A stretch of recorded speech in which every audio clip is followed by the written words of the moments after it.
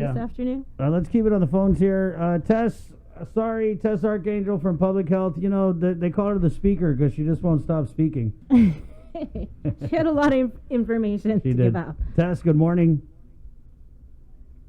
Are you there, Tess? Tess? Hold on, I'm with the mic. I'll call you back. I'll call you back, Janet, okay? Hello? Hi, Tess. Hi. Good morning. Good morning. Yes. Oh, can you pick up the phone, please, Tess? Okay, can you hear me? I can kind of hear you. It sounds a little echoey.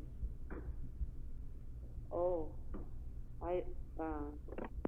Okay. All right, There. that's All right, it. That's okay. all right. Right on. You're the best. Sorry, I was on another line. Okay. Well, first of all, happy Philippine Independence Day. Oh, thank you. You got it. And I guess we'll just start. What is the status? I know that the deadline to apply for the Programa de Ajuda en Salapi, Tautods and Ibanelas Doggers and Shrimp Patty was on Friday. But you guys are allowing people extra time to get the documents together. Can you kind of explain that, Tess? And also, was there like a last-minute rush for people to get in ahead of this deadline? Oh, okay. So the deadline for submission of the application was last Friday. But most of the applications are incomplete. So there are requirements that they need to submit to complete, like a copy of their social security card, identity of the person, their ID or their passport, and if they're working, they need to provide a check stub. The reason being is because there is an income guideline. So if the Department of Administration needs to assess if they're qualified under the program, and of course, proof of residency. Proof of residency, their ID could be if they have a driver's license on Guam, or if they have a check stub, that means they're working here. Some of the applicants are submitting their income tax return. So that's proof also of their social security number if they lost their social security card. Yeah. So that's up to June 30. Beyond June 30, we're going to close our email for that. Mm-hmm. We're no longer going to accept any of the supporting documents. That's the deadline.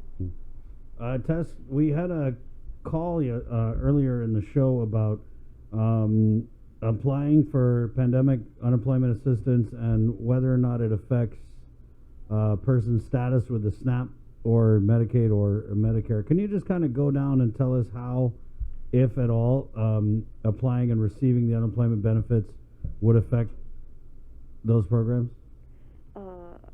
Unfortunately, with the SNAP program, with the other programs like Medicaid, CCDF, or TANF, it will not be affected. But the SNAP program asks for guidance with FNS or Food Nutrition Service. Those are countable income. So basically, it may or may not affect based on the household size. So it should not go beyond 130% of the federal poverty level, current federal poverty level. And we had a press release with regards to that. So if you receive SNAP, you can still apply for PUA?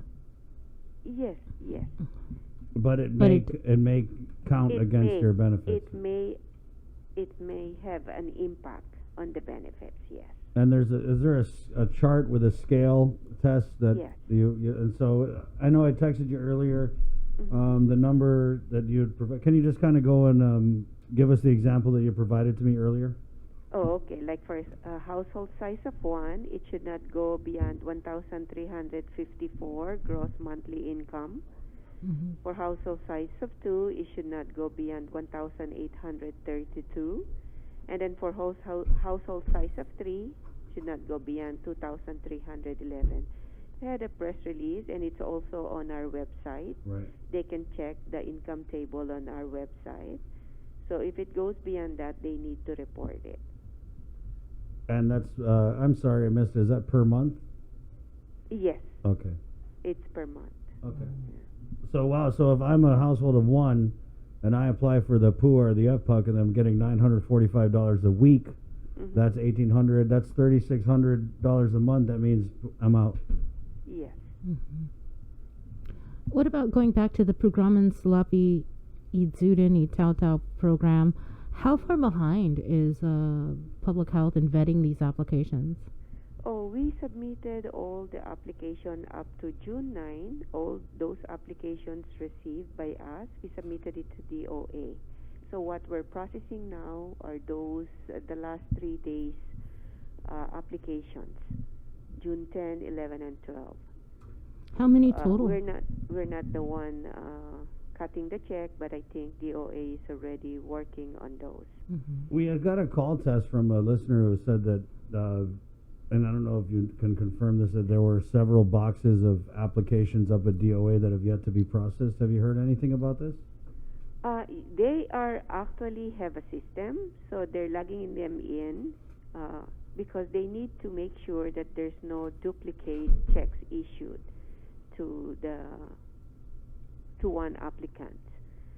So I cannot answer in behalf of DOA, but as far as total applications transmitted to DOA, as of June 12, we have transmitted 8,182 applications, and that equates to 17,599 households. Mm-hmm. Those 8,000 are those are new applicants. Those aren't people that are currently part of the SNAP program. Not necessarily. There are some. We check those applications if they are under our program. That's the reason why we receive it first. Some of them are. Some of them are not. But that's majority of them are not under the SNAP program. Okay, but that again is the total, both SNAP and not Yes. currently in SNAP. Mm-hmm. Yes. Oh, that's a lot. Can you give us any update on the, I remember we had spoke with you, I want to say a couple weeks ago about the CARES Act funding and the community block grants for the daycares. Mm-hmm. Yeah. Has there been any update on that? We have not used that because currently ACF allowed us to use our current funding. So because we still our funding is for 2 years, so and we still have a lot of funding for the regular block grant, and that's what we're utilizing at the moment. I think maybe what you're trying to ask is there was this other funding as part of that grant that in CARES Act funding that was supposed to go to daycares, like to get PPEs, sanitization type of stuff, and I guess it's like sort of like a grant. Right. Has there been any movement on daycare, childcare facilities being able to apply for that funding? For that grant, Mm-hmm. yes. The document is still under review by AG's office. We submitted it to them.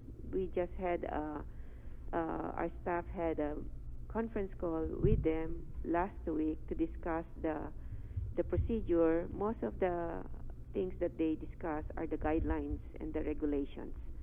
So they're working on it. But at the moment, we do pay our providers based on their enrollment. We still pay them continuously. It's just that that particular grant, it's still under AG's office review. And so what did you guys send over there, Tess? Was it just like the mechanism for how people can apply for the grant and receive the funding? And the calculation on how we're going to pay them. Right. What do you know of the timeline over there at the AG's office? No, I cannot answer that in behalf of AG's office. Right. Mm-hmm. Okay. Can this grant funding also be used for like adult daycare facilities? Oh no, It's no, only for that's child only care. for Okay. child care, yes. Okay. All right. All right. So I know we're doing some reopenings this week. Are you involved Right. at all with the daycares and the guidance and went out for movie theaters and stuff? Yeah. Mm-hmm. You are, or you're not? No. For CCDF, yes, there's a guidance. So they just have to follow the guidelines, make sure that they're in compliance for CCDF, for child care centers. Mm-hmm. So what are some of the, I guess, guidance or requirements other than the 25% occupancy rate? I think they submitted, I don't have that on my hand at the moment, but they have to submit their plans. Okay. Well, thank you, Tess. Was there anything else that you wanted to get out? No, nothing. Okay. That's it. You sure? Because I know you're so excited to talk to us. You want to do Always. a shout out or anything? Always. Where's Just for the Programan Salapi, Right. for those clients who they know what they submitted to the program, though we continue to call them, but there are some clients who's not answering their lines. So maybe you can announce to them to submit the documents necessary in order for their applications to be processed, and that's copy of social security card, their ID, check stub, or statement that they were laid off if they are, so that Department of Administration can complete the review and issue their checks. All right. All All right. right, Tess, thank you so much. Yes. Thank you. Okay. You have a good day, okay? All right. Thank Wash your hands. you. Okay. Okay, bye. Tess Archangel, of course, from Public Health 955. We'll take a short break and we're going to come back and end